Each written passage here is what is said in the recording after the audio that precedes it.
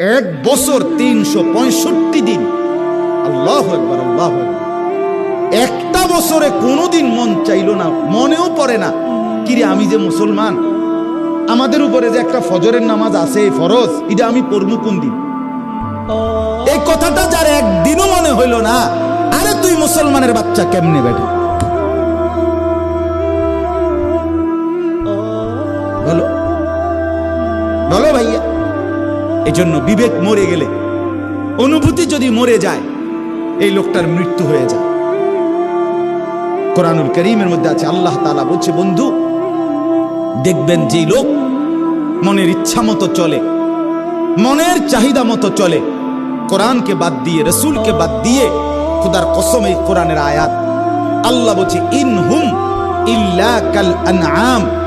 নবীকে আল্লাহ বলছে, বন্ধু তার পরিচয় শুনেন, সেই লোকগুলো আর কিছু নয়, আর কিছু নয়, শুধুই জানোয়ার, শুধুই জানোয়ার, শুধুই জানোয়ার। কোরআনে শুধুই জানোয়ার। দেখেন না, জানোয়ার খায়, ঘুমায়, পেশাব পায়খানা করে, আর লজ্জাস্থানের চাহিদা পূরণ করে, যৌন চাহিদা। এই জানোয়ারও শুধু খায়, ঘুমায়, পেশাব পায়খানা করে, আর 24 ঘন্টার মধ্যে 18 ঘন্টা মোবাইলে নর্তকীর ছবি, নাচ, উলঙ্গ দৃশ্য, রাস্তার নারী, এই তার জিন্দেগি। মানে আসছে শুধু শাহওয়াত পূরণের জন্য। আস্তাগফিরুল্লাহ, আস্তাগফিরুল্লাহ। আল্লাহ আমাদেরকে এজন্যই বানাইছেন। আপনি ভেবে দেখেন, ইনহুম ইল্লা কাল আনআম। আল্লাহ বলেন এটা আর কিছু নয়, শুধুই চতুষ্পদ জন্তু।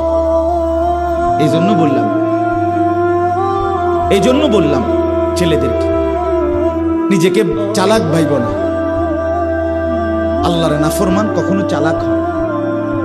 কোরআনুল কারীমের মধ্যে আছে, হযরত ইউসুফ আলাইহিস সালাম, ওনার 10 ভাই পরবর্তীতে যখন পরিচয় হইছে মিশরে, ইউসুফ নবী যখন বাদশাহ হইছেন, 10 ভাই যখন অভাবের তাড়নায়, দারিদ্রতার কারণে দুর্ভিক্ষের সময় খাবার কিনতে আসছে, 3 বারের বার তৃতীয়বারে ইউসুফ নবী পরিচয় দিছে 10 ভাইকে।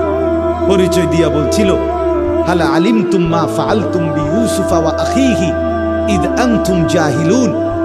তোমাদের কি মনে আছে যখন তোমরা মূর্খ ছিলে, তখন তোমরা তোমাদের ভাই ইউসুফ আর তার ছোট ভাই বিনিয়ামিনের সাথে কি করেছিলে?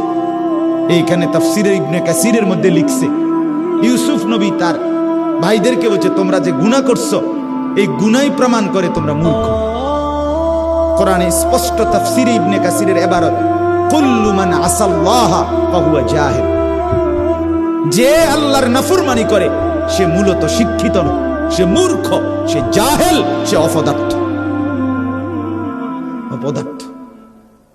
আমার ভালোটাই আমি বুঝি, এটা আগুন, এটা মাটি, এটা পানি, এটাই হে বুঝেন। কোরআনে আল্লাহ বলছে, আরে আমি আরেকটু আশ্চর্য কথা শুনেন, কোরআনে আল্লাহ বলছে বাল আদাল্লু সাবিলা, আরেক আয়াতে বলছে বালহুম আদাল। চতুষ্পদ জানোয়ার না, বরং তার চাইতো নিকৃষ্ট। মানে কি? মানে একটা কুকুররে যদি কেউ লাডি আলগি দেয়, হে দৌড় মারে। দৌড় মারে কিনা বলে, কেন দৌড় দিল? না দৌড় দিল কেন? সে বুঝছে এই লাডি দিয়ে তারে কি করবে, মারে। তাহলে একটা কুত্তা এটা বোঝে যে লাঠি আলগি দিলে আমারে মারবে, এই জন্য সে ভেগে যায়।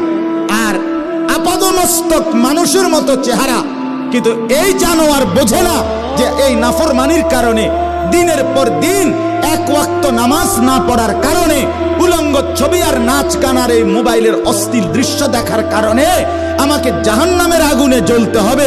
এই এদ্দুর দেমাগ যার নাই, এ তো ওই জানোয়ারের চাইতো নিকৃষ্ট।